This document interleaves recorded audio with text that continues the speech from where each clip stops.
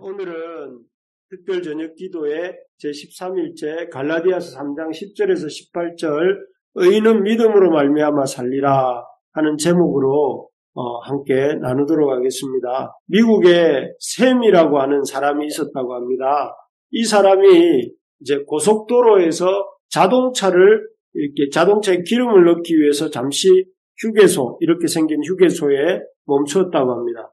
그런데 이렇게 여기서 기름을 넣고 출발을 했는데 한 5시간쯤 달린 후에야 자기 아내를 이 고속도로 이 휴게소 주유소에 두고 왔다 하는 사실을 이렇게 알아챘다고 합니다. 5시간쯤 지난 뒤에야 내가 아내를 휴게소에 이렇게 놔두고 왔네 하는 걸 깨달았다고 합니다. 그래서 그 다음 도시, 그걸 깨달은 직후 바로 다음 도시에 도착해서 경찰에게 아내와 연락이 닿을 수 있게 해달라고 부탁을 해서 이렇게 만나게 되었다고 합니다. 그는 아내가 없는 것을 무려 5시간이나 전혀 알아차리지 못한 자신에 대해서 굉장히 부끄러워하고 그 잘못을 이렇게 인정했다고 합니다. 참 어떻게 이런 일이 일어날 수 있을까요?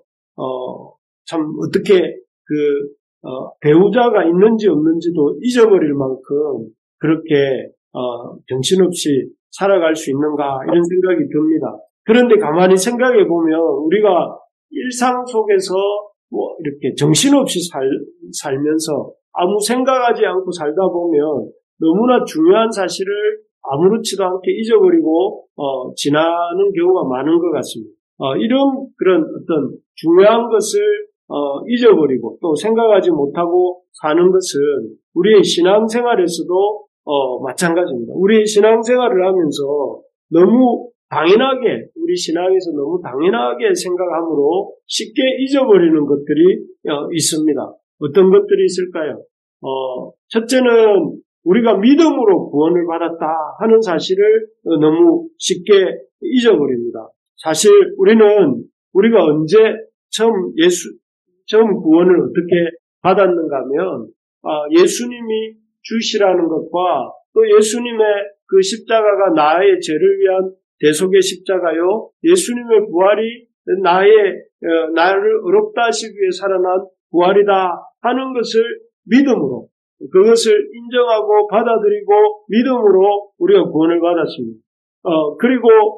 하지만 이렇게 우리가 믿음으로 구원함을 받은 것을 너무 쉽게 잊어버리고 그냥 삽니다. 그래서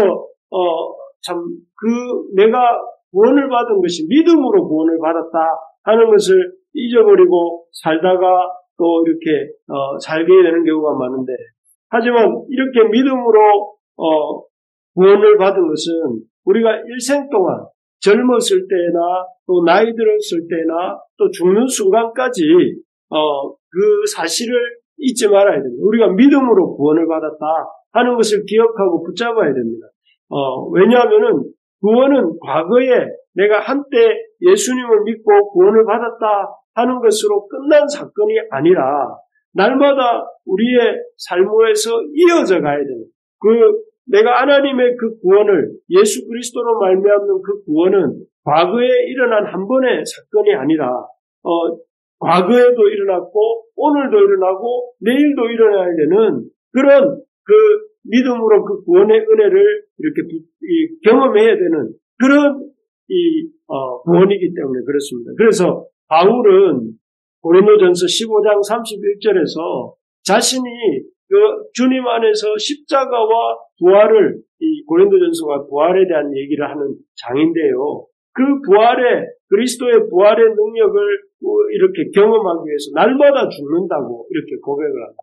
그러니까 날마다 자신의 그 죄로 인하여 십자가에 예수님이 죽으셨다는 사실과 또 예수 그리스도께서 자기를 어렵다 하시기 위해서 다시 살아나셨다는 사실을 이렇게 날마다 붙들고 살아간다 하는 고백으로서 이렇게 이 고린도전서 15장 31절에서 이렇게 고백하는 것입니다. 그래서 여러분 우리가 꼭 기억해야 될 것이 우리가 구원을 우리가 받은 것이 과거에 믿음으로 한 번만 받은 것으로 끝난 것이 아니라 우리의 구원은 날마다 하나님의 우리를 믿음으로 우리를 구원해 주셨다는 사실을 기억하면서 그 믿음으로 어제도 오늘도 내일도 하나님이 베풀어 주신 그 예수 그리스도를 통해 베풀어 주신 그 십자가와 부활의 은혜를 붙들려고 하는 믿음으로 붙드는 그런 우리가 될 수 있기를 간절히 소망합니다. 그래서 우리가 잊어버리면 안 돼요. 믿음으로 구원을 얻고 믿음으로 구원을 얻고 있고 믿음으로 구원을 얻을 것이라는 사실을 잊으면 안 되겠습니다. 두 번째로 우리가 잘 잊어버리는 것이 우리의 제약된 본성입니다. 예수님의 십자가 구속으로 말미암아 우리의 죄로 인한 이 죄책의 문제, 죽음의 문제는 해결이 되었습니다. 죄는 죄책과 죄의 오염이라는 게 있지 않습니까? 우리가 예수 그리스도를 믿음으로써 예수님의 십자가를 이렇게 나의 십자가로 받아들일 때 예수님을 통하여 우리의 그 죄로 인한 그 죄의 삭신 사망의 문제가 해결이 되었습니다. 예수님의 십자가와 부활로 해서. 그래서 나를 믿는 자는 죽어도 살겠고 살아서 나를 믿는 자는 영원히 죽지 않는다고 이렇게 말씀하시지 않습니까?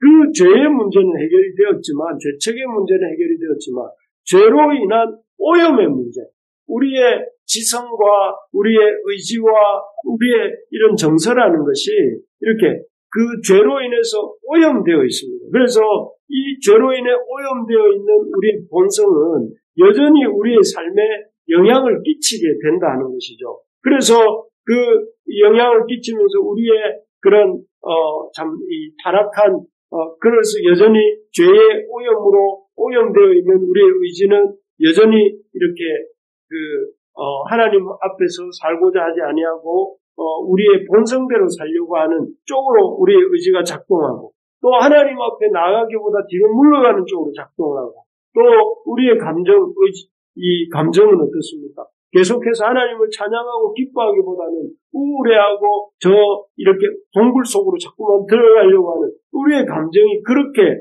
작동을 한다는 것입니다. 그렇기 때문에 우리의 이 죄성이 우리의 오염된 죄성이 여전히 우리에게 있다는 사실을 기억할 때에 그것으로 인해서 우리가 우리의 본성대로 살지 아니하고 오히려 그 본성이 작동하려고 할 때 우리가 주님께로 나아가야 되는 것입니다. 우리가 죄에 오염된 영향 속에 아직 있다는 것을 기억하면서 그 죄의 본성대로 살지 아니하고 우리 주님의 주님의 그 구원의 영광과 주님께로 나아가려고 할 때에 우리에게 죄의 영향이 줄어들고 우리에게 구원받은 기쁨이 더욱더 풍성해지는 이런 것입니다. 그래서 한마디로 우리의 제약된 이 본성이 남아있다는 것을 우리가 가볍게 여기면 안 된다 하는 것입니다. 많은 사람들이 예수를 믿고 구원받았으면 나는 이제 천국 백성이 되었고 더 이상 이런 자기에게 아무런 문제가 없는 것처럼 생각을 하는데 전혀 그렇지 않다는 것이죠.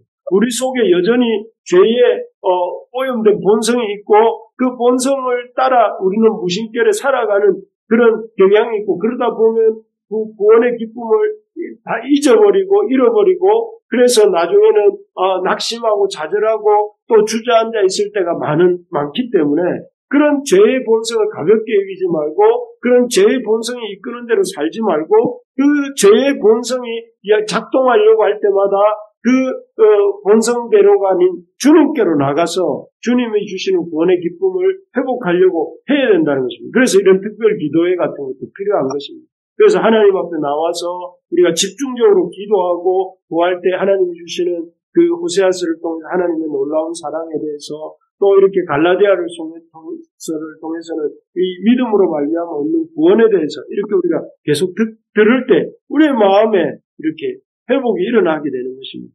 여러분, 그래서 우리가 어떻게 하면 이렇게 우리의 본성 속에 있는 죄의 오염으로부터 우리의 구원받은 기쁨을 잃어버리지 않고 탈취당하지 않고 이렇게 구원받은 기쁨을 누리면서 살아갈 수 있는가 하는 것을 잠깐 생각을 해보면 먼저 기억해야 될 것은 이 거짓 선생들의 거짓 가르침은 이런 구원을 받은 기쁨을 누리며 살아가는 방법이 아니라는 거예요. 거짓 선생들의 거짓 가르침의 주장이 무엇입니까? 예수도 믿고 예수님을 구주로 믿고 십자가와 부활도 이렇게 받아들여야 되지만 거기에다가 율법도 행하고 또 할례도 행해야 된다. 이게 거짓 선생들의 거짓 가르침이라고 제가 며칠째 얘기했지 않습니까? 그런데 이 거짓 선생들의 이런 거짓 가르침으로 우리가 이렇게 구원의 기쁨을 유지하고 누리고 이렇게 우리의 죄에 오염된 본성을 이기며 살아갈 수 있는 게 아니다 하는 것입니다. 여러분, 이 거짓 선생들의 거짓 가르침을 따라서 할례도 받아들이고 율법도 받아들이는 순간, 그 율법을 받아들이는 순간 그 사람은 자기 의를 의지하게 됩니다. 이 율법이라는 것이 사람의 의잖아요. 그죠? 그렇게 되면 그 사람은 결국 뭘 부정하게 되는 것이 되냐면은 예수님의 십자가와 부활이 온전하지 못하다, 부족하다 하는 걸 인정하게 되는 것이고, 그렇게 되면 예수님을 자기의 그 영적 중심 자리에서 몰아내게 되는 것이고, 결국은 참 이렇게 자기가 중심이 된 의로 살아가는 것입니다. 그래서 바울이 갈라디아서 3장 10절 우리가 읽었던 구절에서 뭐라고 하냐면 율법 행위에 속한 자들은 저주 아래에 있다는 거예요. 이 거짓 선생들의 거짓 가르침을 받아들이는 순간 그 사람은 율법 아래에 들어가게 되고, 율법 아래에 들어간 사람은 그 밑에 나오는 구절이 뭐라고 되어 있습니까? 누구든지 율법책에 기록된 대로 모든 일을 항상 행하지 아니하는 자는 저주 아래에 있게 된다. 율법으로 의롭다움을 받으려면 율법에 기록된 대로 모든 일을 항상 행해야 되는데, 이 피조물인 인간 중에, 죄인인 인간 중에 율법책에 기록된 대로 모든 일을 항상 행할 수 있는 사람은 아무도 없습니다. 그렇기 때문에 율법으로 의롭다움을 받을 자가 아무도 없기 때문에 율법으로 이렇게 이 할례와 율법을 가지고 구원을 시도를 하는 자는 저주 아래 놓이게 됩니다.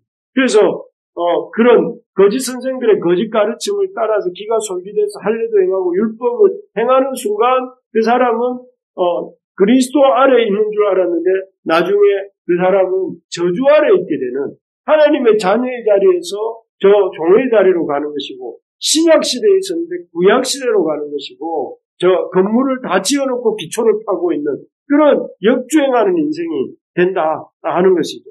그래서 여러분, 그렇기 때문에 여러분 우리가 꼭 속지 말아야 될 것이, 거짓 선생들의 거짓 가르침의 핵심이 뭐냐면 예수 그리스도의 복음은 불충분하다 하는 거 아닙니까? 그리스도의 복음만으로는, 예수님의 십자가 부활만으로는 충분하지 않고 율법과 할례를 행해야 된다 이렇게 말하지만, 성경은 뭐라고 말하냐면 예수 그리스도의 복음은 결코 불충분하지 않다. 예수 그리스도의 복음은 충분하다. 예수 그리스도의 복음은 완전하다. 이렇게 말씀하시는 것입니다. 그래서 그런 거짓 선생들의 거짓 가르침, 오늘날 표현으로 들자면 이단들이 말하는 그런 거짓된 그 이단들의 주장에 속으면 안 됩니다. 이단들은 항상 특징이 뭡니까?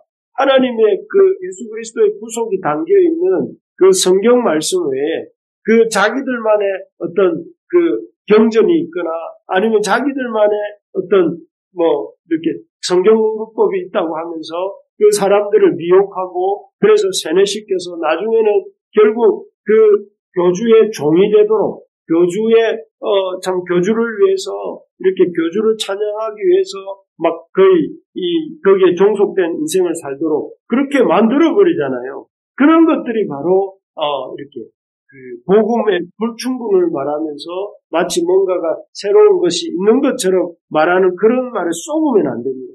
그거는 우리 구주 예수 그리스도의 그 십자가와 부활을 통해 이루신 구원은 충분합니다. 그래서 우리가 평생에 힘써야 될 일은 무엇이냐면 그리스도를 알아가는 일에 힘써야 됩니다. 그래서 바울도 이렇게 그 서신서들 말미에 항상 우리가 그리스도를 아는 지식에 자라가자고 이렇게 말하지 않습니까? 그래서 여러분 우리가 이 갈라디아서를 이렇게 묵상하고 있는 것입니다.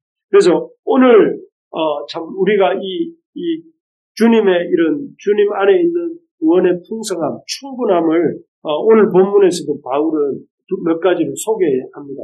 첫 번째는 뭐냐면은 그리스도께서 우리의 모든 저주를 받으셨다는 것입니다. 우리 같이 한번 읽어보겠습니다. 제가 첫째 하면 읽어주십시오. 첫째, 그리스도께서 우리의 모든 저주를 받으셨습니다.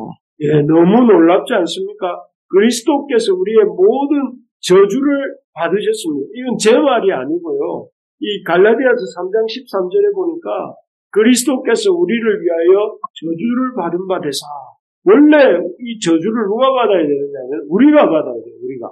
왜냐하면은 우리가 하나님의 기록한 율법대로 살지 못하기 때문에 우리 하나님을 섬기라고 하면 우상을 섬기고 하나님의 이름을 욕되게 걷지 말아야 했는데 하나님 욕되게 하고 부모 공경하지 않고 거짓말하고 아주 탐내고 다른 사람에게 거짓 증거하고 막 그렇게 살았단 말이에요. 그런 것들을 다 이렇게 그런 죄들을 이렇게 먹으면 우리가 저주를 받아야 되는데 저주에 받아서 나무에 달리는 그런 이 인생이어야 하는데 그 저주를 누가 다 받으셨냐면은 예수께서 그리스도께서 우리를 위해 저주를 받은 바 되셔서 우리의 모든 이 저주를 주님이 가져가 버리셨어요. 그래서 어떻게 되었느냐면은 로마서 8장 1절에 보니까 그리스도 예수 안에 있는 자에게는 결코 정죄함이 없다. 왜? 우리가 어디에 있을 때요? 예수 안에 있을 때, 그리스도 예수 안에 있을 때, 그리스도 예수 안에 들어와 있을 때. 그래서 초대교회 성도들이 이제 안 믿는 사람들이 성도들을 부를 때는 그리스도인이라고 불렀지만 그리스도인들이 자기들을 호칭할 때는 우리는 예수 안에 있는 자다 이렇게 불렀다고 해요. 예수 안에 있는 자라고 불렀는데 예수 안에 있을 때 뭐가 있느냐면 정죄함이 없고 예수 안에 있을 때 생명이 있고 예수 안에 있을 때 그 하나님의 놀라운 복이 임한다고 이렇게 믿었기 때문에 그렇게 부른 것인데요. 그래서 여기서도 보면 분명히 정죄함이 없다. 저주를 주님이 받으셨고 정죄함이 없다. 그래서 우리에게 있는 모든 문제적 상황, 또 우리에게 있는 모든 어려움들이 결국은 저주가 아니라 복으로 풀어지게 하신다는 거예요. 왜? 예수님이 우리의 저주를 다 받으셨기 때문에. 그래서 예를 들면 우리 교회 이전의 문제도 하나님의 복이 임하는 사건으로 이렇게 종결되도록 이렇게 하나님 역사해 주실 것이다 하는 것입니다.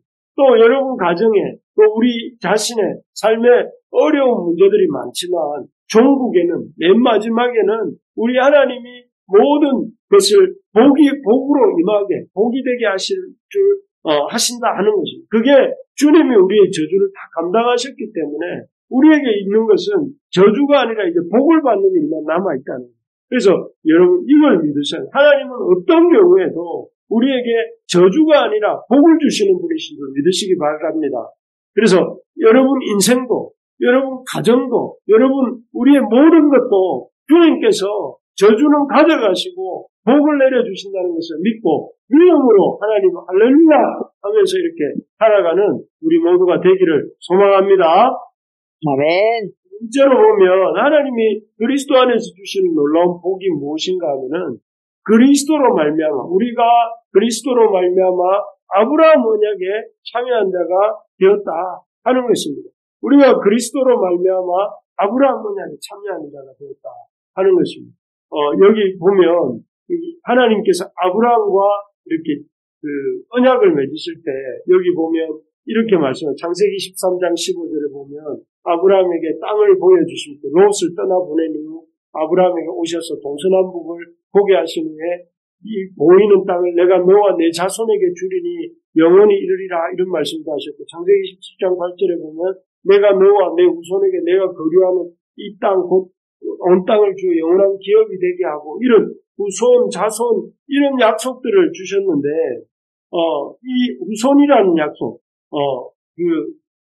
여기 아브라함과 맺으실 때 언약을 맺으실 때 그 후손이라는 약속이 그 후손이 여러 사람을 가리키는 것이 아니라 오직 한 사람을 가리켜 내 자손이라 하였다는 이 말씀을 하십니다. 그래서 이 여럿을 가리켜 그 자손들이라 하지 아니하시고 오직 한 사람을 가리켜 내 자손이라 하셨으니 곧 그리스도라. 하나님이 아브라함과 그 자손에게 말씀하시는 그 약속들이 예수 그리스도와 그 믿음을 따라서 그 예수 그리스도에 속한 자녀들에게 주시는 약속이다 하는 것입니다. 그래서 우리가 예수 그리스도를 믿음으로 그리스도 안에 참여한 자가 될 때에 우리는 자동적으로 아브라함과 그 후손에게 주셨던 그 약속에도 참여한 자가 된다는 것입니다. 그래서 아브라함과 그 자손에게 주셨던 약속이 무엇입니까? 이 기업을 주겠다는 약속과 17장에 나오는 것처럼 이 하나님께서 그들의 하나님이 되어 주시겠다는 이 약속이 아브라함과 그 후손에게 주셨던 약속인데 그 약속에 우리가 그리스도로 말미암아 그 약속에 동참한 자가 된다 하는 것입니다. 그래서 우리가 이렇게 참 보면 이것이 얼마나 놀라운 일인가 하면은 우리에게 있는 우리가 이렇게 세상에서 볼 때는 참 없는 것처럼 보이고 우리가 참 부족한 것처럼 보이지만 우리는 알고 보면 이 예수 그리스도로 말미암아 영원한 언약에 참여한 자가 되어서 하나님이 우리의 기업이 되시고 또 하나님께서 우리의 하나님이 되셔서 하늘에 속한 모든 신령한 복을 우리가 받은 자가 우리인 것입니다. 그래서 우리는 세상의 그 어떤 것보다 부요한 자입니다. 그래서 바울이 찬송하리로다 우리 주 그리스도 예수 안에서 우리가 하늘에 속한 신령한 복으로 우리에게 복 주셨다고 이렇게 에베소서 1장 3절에서 말을 하고 있지 않습니까? 그래서 여러분 우리가 참 이 그리스도 안에 있는 놀라운 축복이 무엇이냐면은 우리의 저주를 주님이 대신 받으시고 우리가 주님의 그 복을 누리게 되었다는 것과 두 번째로는 우리가 그리스도로 말미암아 하나님의 언약에 참여한 자가 되었다. 우리 조상들의 언약에 참여한 자가 되었다는 이 두 가지 사실을 오늘 말씀하고 있습니다. 그래서 여러분 우리가 이런 하나님이 주시는 놀라운 은혜를 지금 방금 말씀드린 것은 이 갈라디아서 이 3장 10절에서 18절에 나오는 짧은 9구절 속에 나와 있는 복입니다. 이것 말고도 엄청나게 많은 그리스도 안의 보화들을 우리가 앞으로 하나씩 알아가고 배워가고 누려가고 또 즐기는 우리의 복된 삶이 되기를 소망합니다. 말씀을 맺겠습니다. 우리가 참 무엇보다 이 참 하나님 안에서 우리의 연약한 참 본성이 있다는 죄성이 있다는 것을 잊어버리지 말아야 되겠고 우리가 하나님 주신 놀라운 복을 받은 자라는 사실을 기억하면서 우리가 해나가야 될 일들이 있습니다. 그 첫째는 삼위 하나님과 우리 구주 예수 그리스도를 아는 지식에 자라가자 하는 것입니다. 우리의 인생이 너무 얕은 물가에만 있지 말고 깊은 은혜의 강으로 들어갈 수 있는 우리가 되기를 소망합니다. 그러려면 하나님의 말씀을 떠먹여주는 것만 먹지 말고 여러분들이나 제가 주체가 되어서 하나님의 말씀을 더 깊이 공부하고 또 그것을 우리 삶에 적용해 가면서 그렇게 하나님을 알아가는 일에 더 힘을 써야 되겠다 하는 것입니다. 두 번째로는 우리가 하나님께 이 감사하고 찬양하는 것을 습관을 들이셔야 됩니다. 우리의 참 받은 말씀에 대해서 우리가 반응하는 방법이 하나님 앞에 기도하는 것이고 또 하나는 하나님 앞에 찬양하는 것입니다. 감사하고 찬양하는 것입니다. 감사하고 찬양할 때에 우리가 그 곡조 있는 기도를 드리는 것입니다. 감사와 찬양은 우리가 그 감사와 찬양을 통해서 하나님을 이렇게 올려드리고 하나님께 기도하는 것이죠. 그럴 때 그런 바울과 신라가 빌립보 감옥에서 감사하고 찬양할 때 하나님께서 그 감사와 찬양을 기뻐 들으시고 그 감옥을 깨트리시고 바울과 신라를 그 감옥으로 나오게 하셨던 것처럼 우리가 감사하고 찬양할 때 우리의 삶에 있는 문제들이 이렇게 하나씩 풀어지게 되는 것입니다.